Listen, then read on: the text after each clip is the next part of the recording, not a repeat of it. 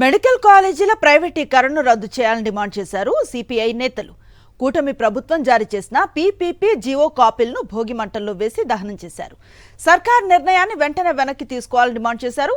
వైద్య విద్యను చంద్రబాబు ప్రభుత్వం అమ్మకానికి పెట్టిందని మండిపడ్డారు. లక్షల కోట్ల రూపాయల అప్పులు చేస్తూనే బీద అరుపులు అరుస్తున్నారన్నారు. విమానాల పేరిట కోట్ల రూపాయలు ఖర్చు చేసే బదులు కాలేజీలకు 8,000 కోట్లు ఖర్చు చేయలేరా అని ప్రశ్నించారు. మెడికల్ కాలేజీల ప్రైవేటీకరణ వెనుక పెద్ద కుట్ర ఉందన్నారు ఈశ్వరయ్య.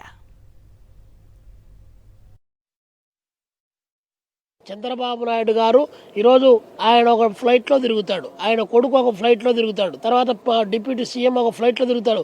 మీరు ఏమైనా రోజువారీ ఖర్చులు తగ్గించడంలో కానీ లేదా అన్నెసెసరీ మీరు పెడుతున్నటువంటి ఎక్స్పెండిచర్ ఏమైనా తగ్గించి రాష్ట్ర ఖజానాను కాపాడడానికి మీరు తీసుకున్న నిర్దిష్టమైనటువంటి చర్యలు ఏమైనా ఉంటే ప్రజలు విశ్వసించే పరిస్థితి ఉంటుంది.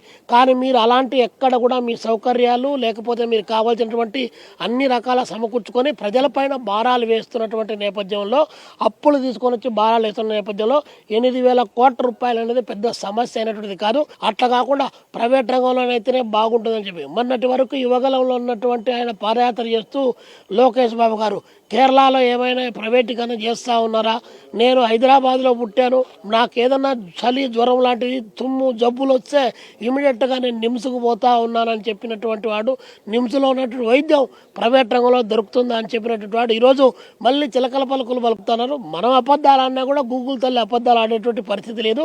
మీరు ఏం చెప్పారు, తండ్రి ఏం చెప్పాడు, కొడుకు ఏం చెప్పాడు, మీకు సపోర్ట్ చేస్తున్నటువంటి పవన్ కళ్యాణ్ గారు ఏం చెప్పారు, ఈరోజు మీరు ఏం చేస్తూ ఉన్నారు.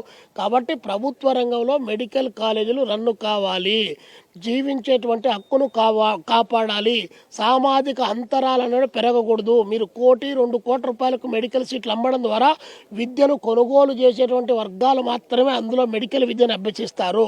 మిగతా పేద వర్గాలకు విద్య అందదు.